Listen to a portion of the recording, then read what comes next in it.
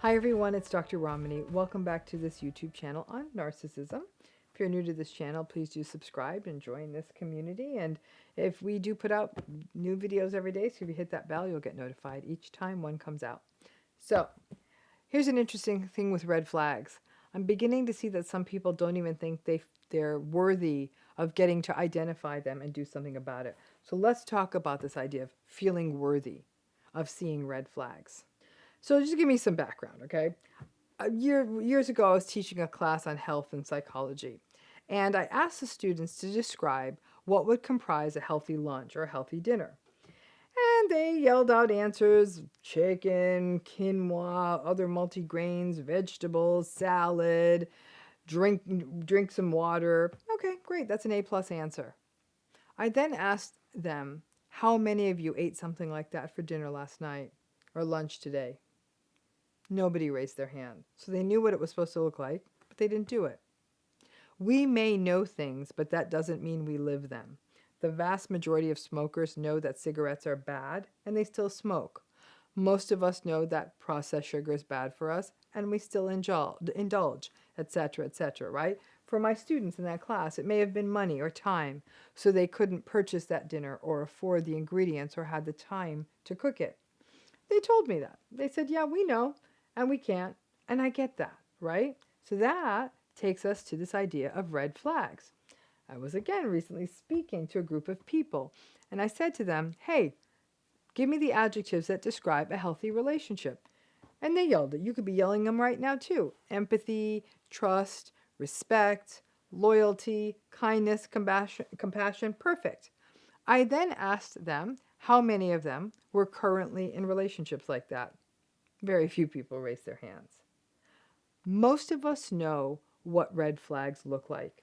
We know that yelling, or chronically being late, or being passive aggressive, or lying, or manipulating, or having bad boundaries, or having contempt for us, or laughing at us when we feel bad, that's just not okay. So just like that chicken breast, quinoa, broccoli dinner, we know that's good for us, but we still don't eat it.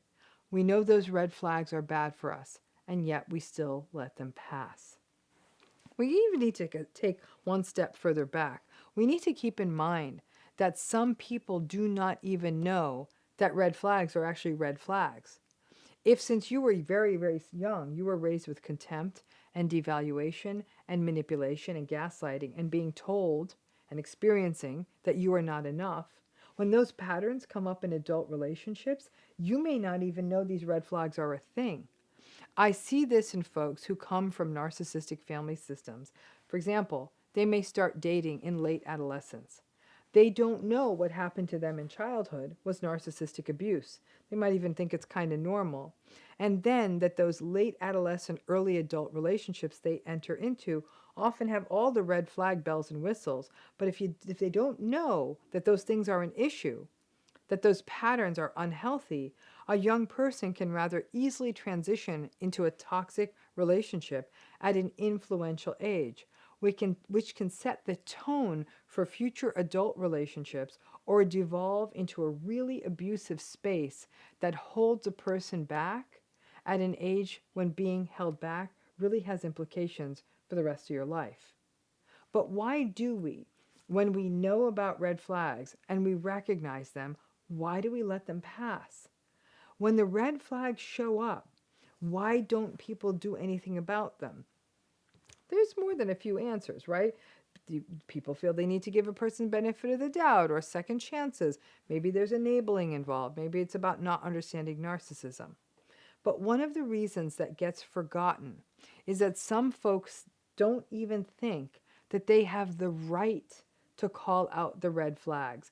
It's like the opposite of privilege, especially people who come from narcissistic families where red flags were just flags or just a regular day, or people who may have less privilege for other reasons in society. In essence, the internalized message becomes, who am I to feel like I have the right to be all uppity about red flags? Maybe people believe that manipulation, rage, lying, maybe that's as good as it gets for someone like me. So recognizing them or distancing myself from them is not something I really have the right to do. And if I do, I'm going to end up alone. That mentality, who do you think you are, is very much a messaging that we hear in narcissistic family systems and relationships. Who do you think you are? Do you really think you got what it takes to go to college or move away or get that job? Whatever way, in these families, your wings get clipped. And that can extend to, who do you think you are, thinking that you can pay attention to these red flags and walk away from a relationship? And then you can experience that as, if I'm being so fussy about these red flags, I may end up alone forever. Maybe someone like me doesn't get to do that. Maybe this is all I get. I do think that for many people, lesson number one is that they do not understand what the red flags are and why it's so important to identify them and act on them early. Number two, that's a step further, is that people think that red flags are something that can be changed. And it's just sort of the growing pains in the early phase of a relationship. Not true. And number three, people think that they don't always have the right, or they're being difficult if they rule people out on the basis of red flags. And either they feel lucky that they found someone, or that they judge themselves for being too fussy. Red flags are red flags, and all of us not only have the right, but frankly the responsibility to recognize them. It's not enough to just educate people on what red flags are, like those healthy meals. To really use the red flag knowledge in a way that benefits you means that you have to be willing to do the deep dive and understand how indoctrinated you have been to accept red flags, and then do the even deeper dive to unpack the messaging that may leave you feeling as though you don't have the right to act on them. If everyone out there who experienced red flags acted on them, even if it took a few months to do it, I would be out of a job, which I say, yay, love that. Everyone would then see them these days, but everyone does see them. Very few people act on them. I have been hearing so many stories about people who thought, yep, my instincts told me like what's happening here is just not cool. I don't like how this feels. I know it's not right, but, and then the excuses come, including devaluing yourself. I have yet to see a story where a person ignores a red flag that turns out well. I wish we taught this to children, to pay attention to red flags and step away. But instead, we only teach children to endure and persist when they're in uncomfortable situations. Until we teach children to trust their instincts, and then we teach them what red flags are.